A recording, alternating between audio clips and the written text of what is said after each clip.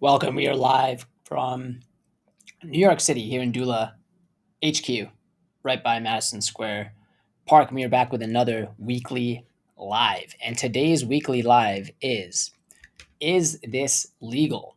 Now, I'm not a lawyer, I'm not a CPA, so obligatory disclaimer, consult a CPA, consult a lawyer. If you actually want to chat to a CPA, you can schedule some time right here. We have CPAs in-house at Doola. But the goal for today is I want to walk through the most common legal questions we get from founders. Now, again, while I'm not a CPA or lawyer, we've learned a lot of these answers, and oftentimes a lawyer will tell you 11 things you shouldn't do when you as a founder want to know the one thing you should do. So I'm going to give you the common sense advice. Obviously, you should do your own research and check, but I'm going to try to just provide some radical clarity. Rather than giving 11 things that you shouldn't do, let's give the one thing that you should do. Now, I love the live chat. I pull up questions on the live chat. We got Abdul saying hi here. Please chime in. You can ask questions right now. We collected questions over the course of the past week. I'm going to answer those. I'm going to go through the top mistakes. But if you have a question live as we're going through, you can drop it in the chat. And you can also ask questions on any other topics too. So we have a comment here from Abdul. I want to start an LLC in the USA after my passport gets renewed. Amazing. I hope it's with Doola. If it's not, I hope we at least can answer the questions for you so you have clarity on what to do. I will add, though, you actually do not need a passport to form your LLC. You will need the passport to open your US business bank account, though. So I actually would recommend having the passport ready because obviously as soon as you get the LLC and your EIN, you're going to be pretty eager to get your bank account. And as a UAE Dubai resident, question here is how long does it take to get the Doola LLC? Depending on the state, Wyoming's pretty fast. You typically get it in less than 1 week. So typically, Wyoming's fast. It takes a couple business days. Once you get the LLC, for a non-US resident, we have to fax Form SS4 to the IRS to get your EIN. You have to fax it. It can take up to 8 weeks. Now, we are seeing faster timelines, but it can take up to 8 weeks. We don't overpromise there. And once you get the EIN, because you have to fax it as a non-US resident, you can mailing it slower than we recommend fax. Then you can apply for your US business bank account. We have a direct integration with Mercury. So we can help do that through this flow. Mercury then approves the application. If they have additional questions, they'll reach out. And that's the process. So that was actually a question from Gabriel. How long does it take to get the Doola LLC? You get the Doola LLC to make dollars. Thank you, Gabriel. Okay, so great questions. And again, I love the live chat. If you have questions, you can ask them right here. I will pull them on the screen and I'll answer them.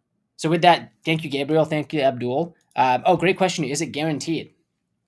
Your LLC is guaranteed. We have a money back guarantee, meaning if we are unable to get your LLC due to an error we make, you get a full refund. Now, what isn't guaranteed, and we're very transparent about this, we cannot guarantee that our partner bank will open your bank account because they have to run a process called KYC or Know Your Customer. So as long as, and we share this with customers, as long as you're not a restricted business, you have a compliant business, and you have all your docs, there's little reason to believe your account will be rejected. But we cannot promise or give you 100% certainty that bank account will be opened, which is why we recommend upfront, whichever bank you're trying to open with, do your research and make sure that the bank doesn't restrict a founder from your country or your type of business. But then from there, it's close to guaranteed. I won't say it is guaranteed, but it's close because ultimately, if you're not on any of those restricted lists, there's no reason to reject your application. So fantastic question, Gabriel. Now, a question from Abdul. What's the difference between EIN and ITIN? Fantastic question. Keep them coming. An EIN is your employer identification number. Your ITIN is your individual taxpayer identification number. Think of your EIN like the social security number for your business. So an individual in the US has a social that ties the individual to the IRS.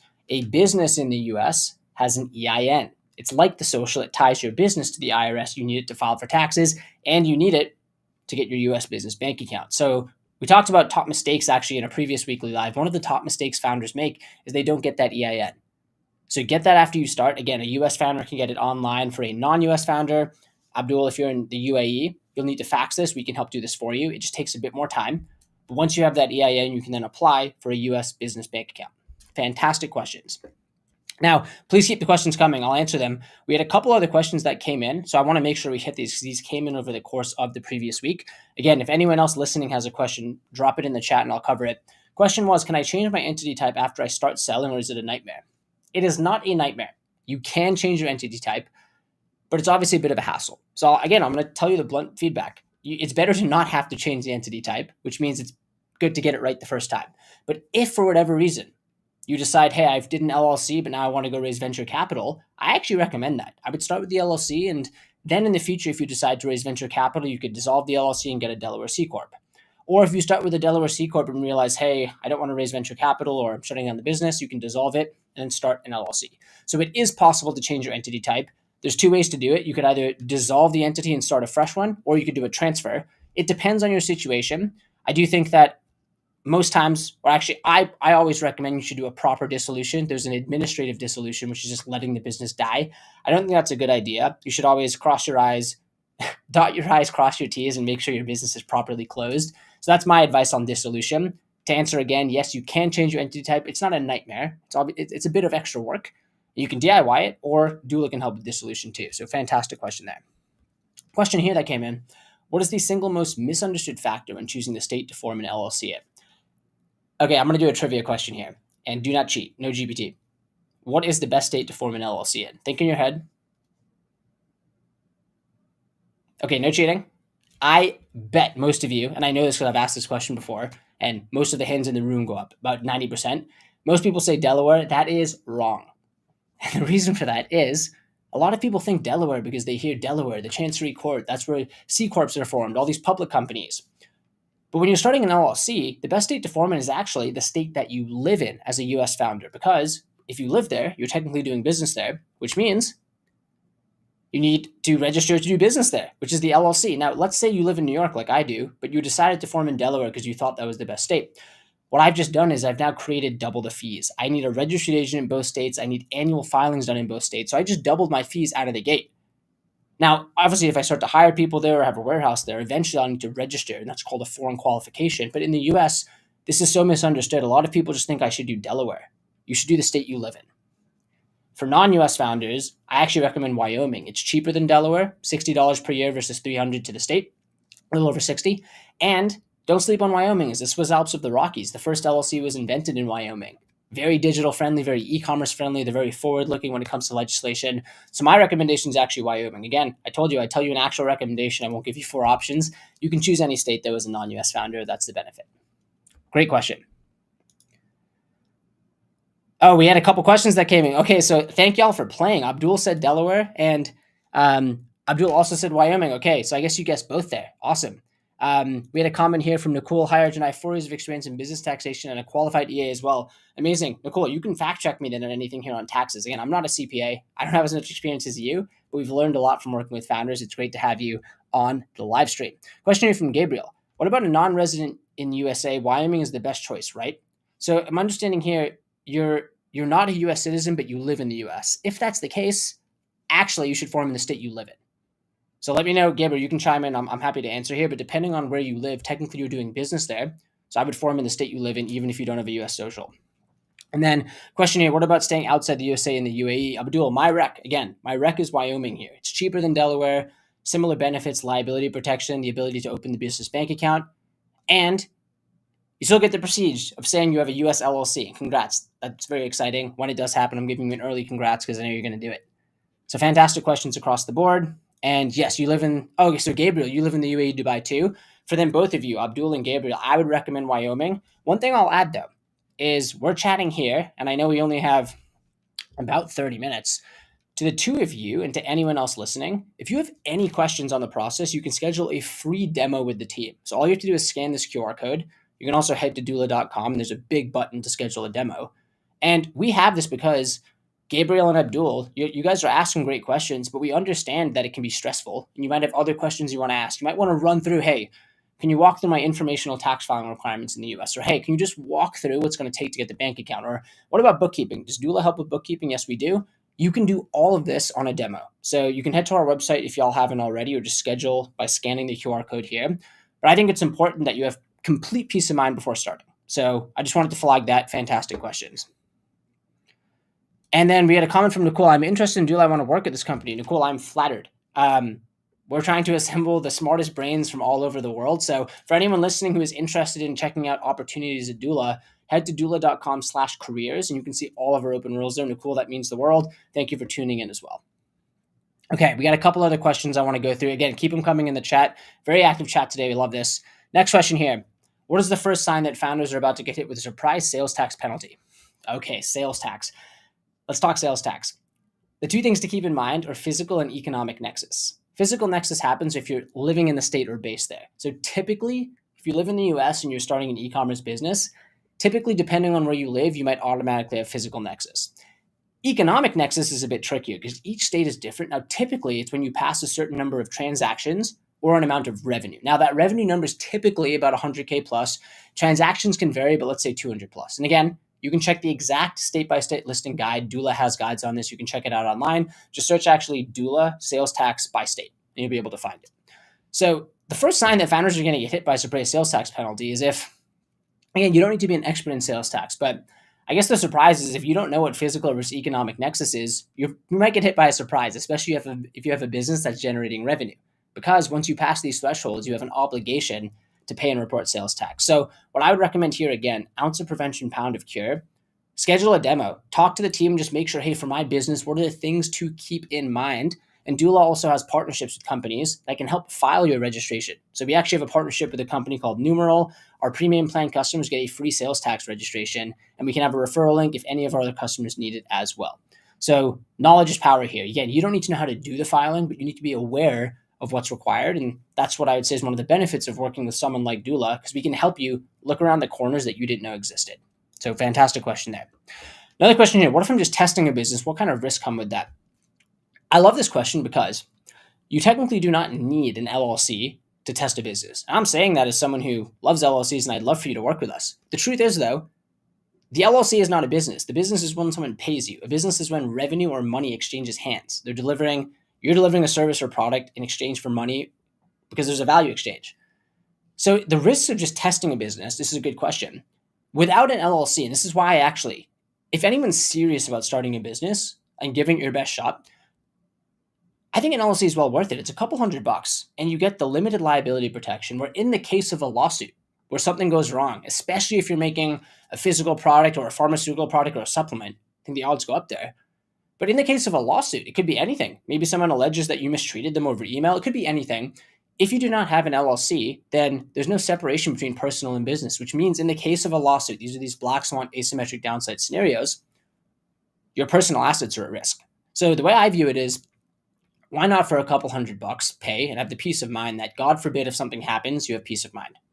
That's the way I view it. And then you get all the other benefits of being viewed as a business versus a freelancer, which automatically gives you more credibility. I've seen founders' demeanors change. I've seen their business materially change. All of a sudden, just by having that, by putting it on the footer of their website, it adds more social proof. You get access to US banking. You can accept payment in the dollar globally. You can open up things like access to US credit, whether it's an Amex card or points. I know founders who just from their ad spend alone, they get points and they can travel the world. So there's so much upside that can come from having the entity. I think the biggest risk, though, is don't sleep on just having the peace of mind and the professionalism that comes from having an LLC.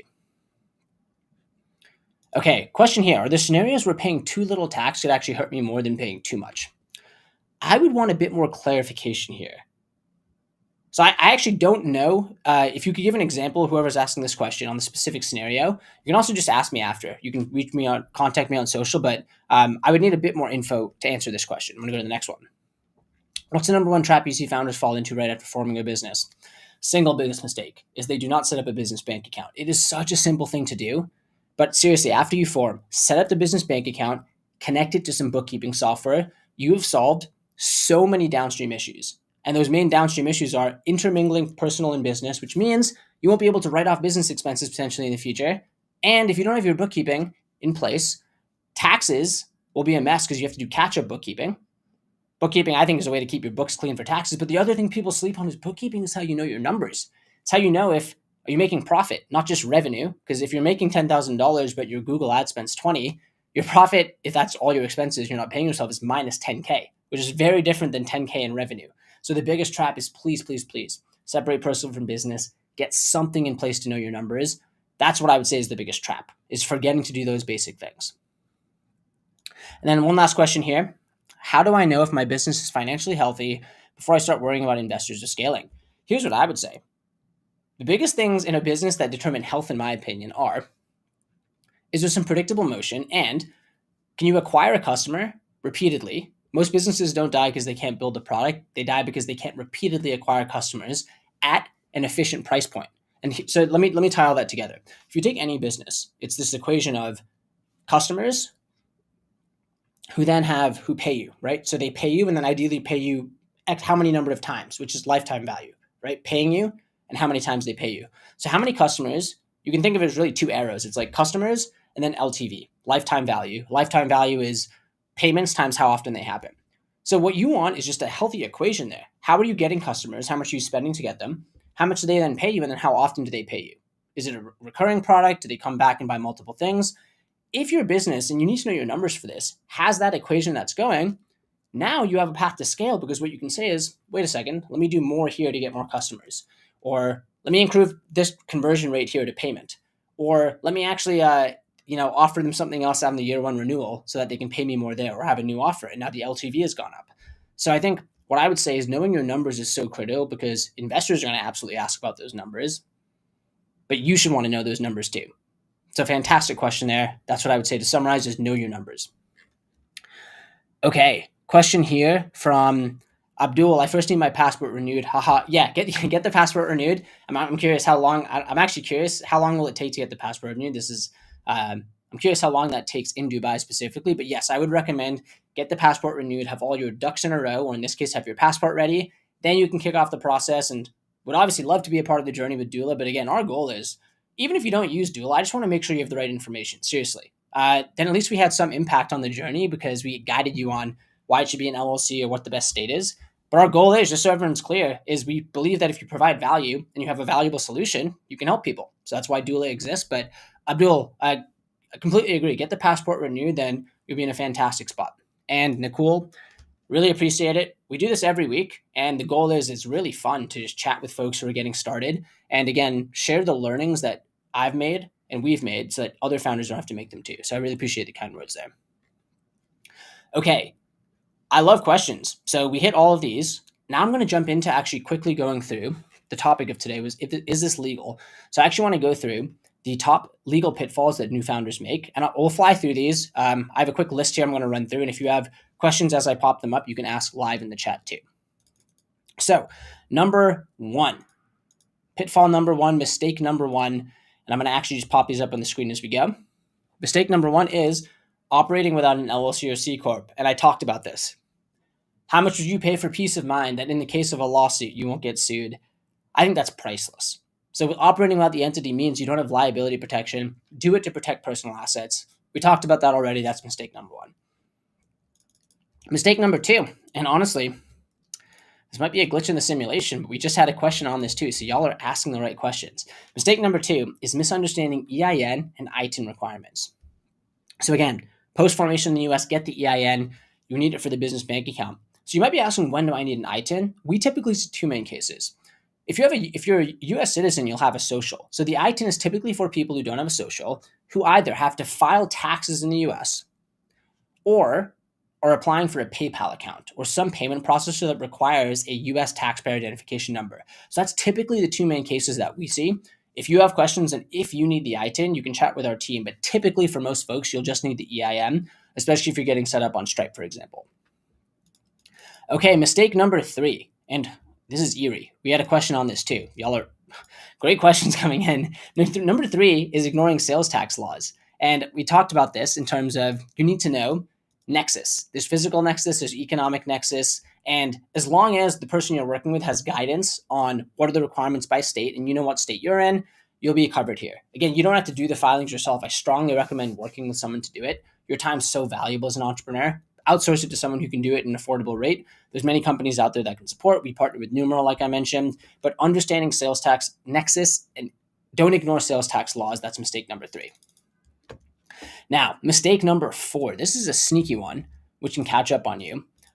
Make sure to handle your IP. So this is yet another thing where I think when you're starting, do the check before you start the business on if the social handles are available. And then there's companies out there you can use for a couple $100 to just get the trademark or the patent. And again, I think here, even if your business doesn't become the next Shopify or Facebook, you want to protect the IP and the work you're putting in. So this is one of the first things we did when we started is we got the IP trademark for Doola. And I would just say it's a small thing to have on the list. Do you need it to start? No. Do you need it to collect revenue? No.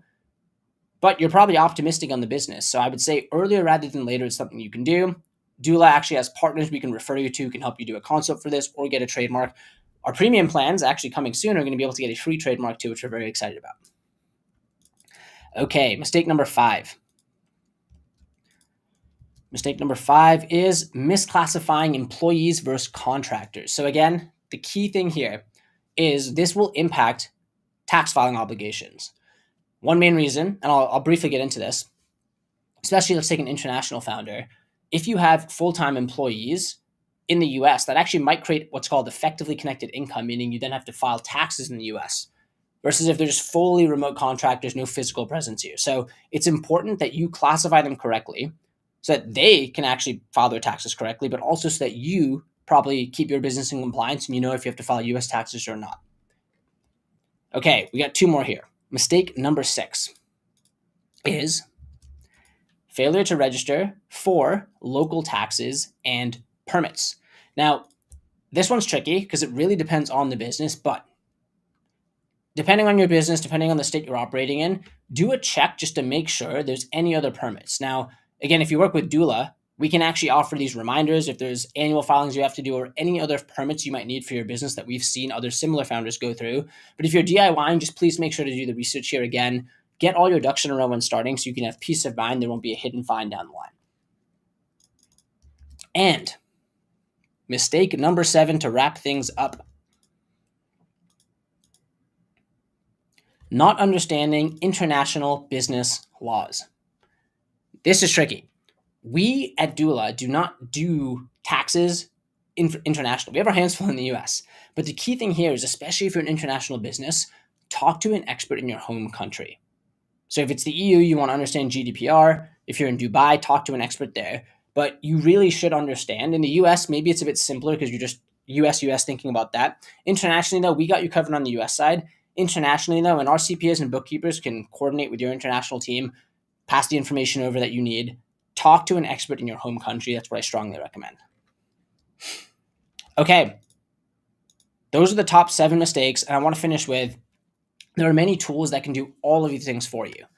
You can find tools for contracting. You can chat a lawyer. I mentioned some of these sales tax tools. There's payroll tools as well. Our goal ultimately at Doola is we want to give you all the support here. We might not do everything, but we'll have a partner. If you have a question, we want to give you an answer and a solution. That's our goal. So whether or not you work with us, if you had any follow-up questions after this, you can ping our team online. We're happy to share resources. We're happy to onboard your business if you'd like us to do some of these things for you. And ultimately, the biggest thing I'd say is, and a key message I keep sharing here is ounce of preparation, pound of cure. I think so many things on, is this legal, really come down to just doing something up front that gives you tons of peace of mind down the line, whether it's an LLC filing, getting liability protection, getting your trademark or patent, filing your sales tax filings, etc. My recommendation, again, is do the small things up front to give you peace of mind in the future. Okay. Lastly, we had 2 questions here. I love the live chat, so we'll finish with these. Question from Peak of Internet. Can you as CEO make someone work who doesn't want to work? This is a good question. And I'm actually going to use an analogy here. I think that for any person, there's 2 main factors. There's motivation and there's capability. What is motivation? Peak of Internet. Let's say you came to New York and I had a gun. I'll use a water gun as an example. It's a water gun, but it stings you. And I said, Peak of Internet, I'm going to hold this gun to your head. And unless you finish a marathon, I'm going to shoot. And it's just going to shock you and get water, but it's unpleasant.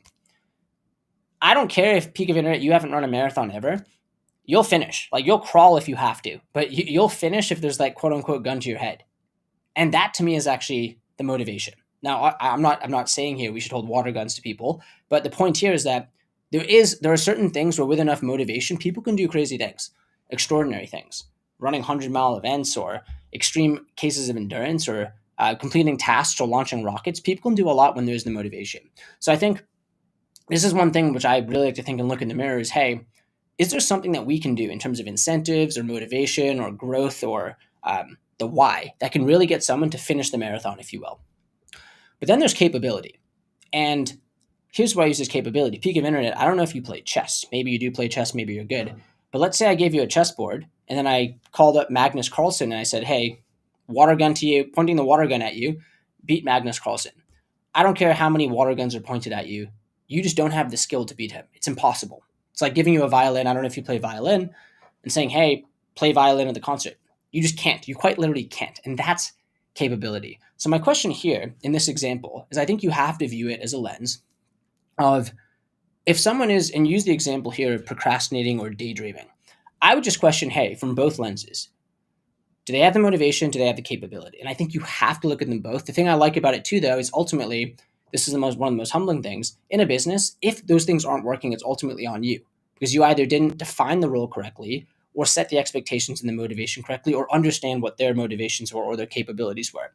So if you can get the right seat in the right role, good things happen. So it's a two-way street for sure. I think it's very easy to point the finger and say, hey, this person isn't working. But in a different environment, maybe they could. And I think that's what I think is the most important thing is look at it from that lens of motivation, capability, view it from their side too, and then have an open conversation about these things as well. So that's my recommendation there. Okay, that is a wrap. Thank you, everyone. And as a reminder, check us out at doola.com. Again, if you had any questions or follow-ups from today, fantastic questions that came in. If any new ones come in, we'll cover those next week. And I will LLC everyone next